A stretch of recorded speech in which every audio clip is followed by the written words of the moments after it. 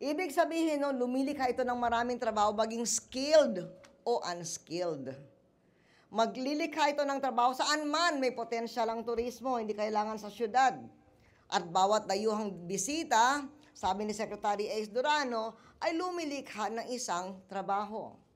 At dahil personal ang pag-asikaso dito, personal ang serbisyo, hindi napapalitan ng makina ang tao.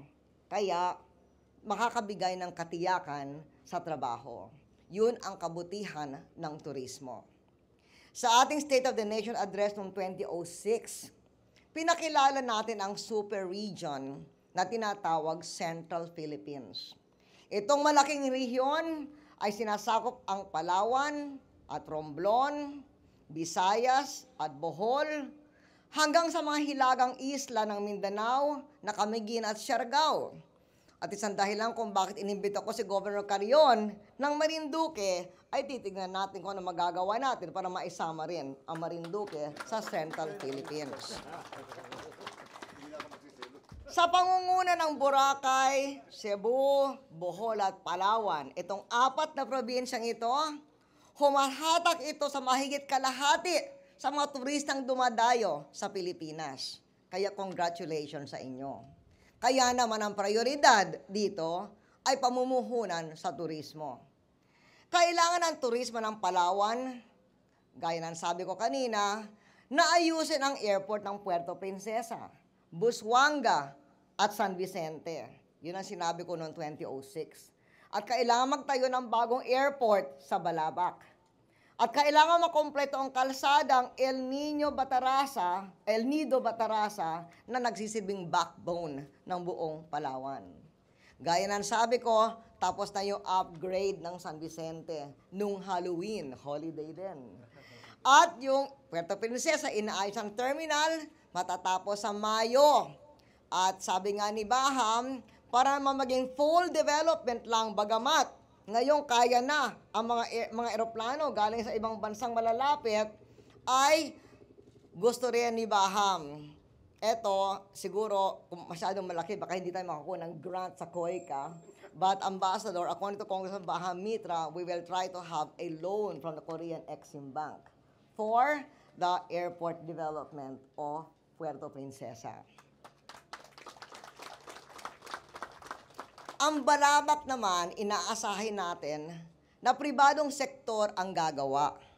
Pero halos tapos na ang feasibility study para hindi na sila ang gumastos para sa feasibility study.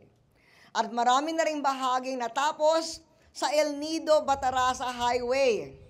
At upang mapabilis ito, sinabi ko kay Secretary Ebdane na kunin ang pondo sa Malampaya Funds. At narito tayo ngayon sa pagtutupad ng pangako tungkol sa airport, sa bayan ng Coron, sa isla ng Busuanga. Inuulit ko kagaya ng sabi ko, maraming nalilito. Akala 2 airport ang Coron at Busuanga. Hindi nga 2 airport, isa lamang, pero napakaganda na. At sinabi ni Governor Reyes na ipapangalan itong airport ng Francisco B. Reyes Coron Busuanga Airport bilang parangal sa mayor ng Coron noong 1936 hanggang 1939 na siyang nagbigay ng donasyong lupa na tinatayuan nitong airport ngayon.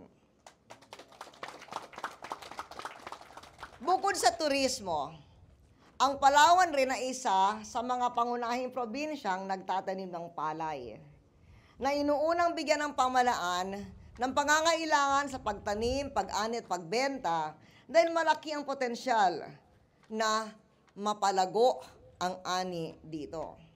And our farmers are getting the investment they need. Patuloy ang suporta ng pamalaan sa agrikultura, pinakamalaki sa kasaysayan. Kung nitong nakaraang taon ay kulang sa 100,000 metric tons na palay ang binili sa mga Pilipino magsasaka, ngayon gagawin natin ginagawa natin itong 1,000,000 tonelada upang maengganyo ang pagtaas ng produksyon ng bigas. At bunga nito, umaasa tayo na patuloy bababa ang inflation rate at dapat patuloy rin bumaba ang presyo ng bigas. Inaasahan nating lalaki ang kakayahan ng inyong paycheck o kinikita. Kaya, sa mga magsasaka ng Palawan at sa iba pang probinsyang nakapag-ani ng surplus, maraming salamat sa inyo.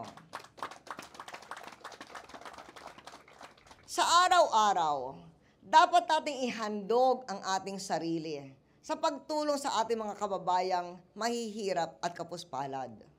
Ngunit lalong-lalo na sa panahon ng Kapaskuhan.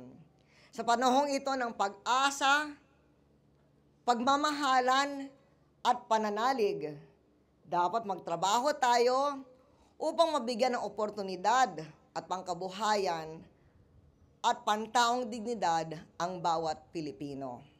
At itong airport na ito na magpapalago ng turismo, yun nga ang kanyang magagawa dito sa Northern Palawan.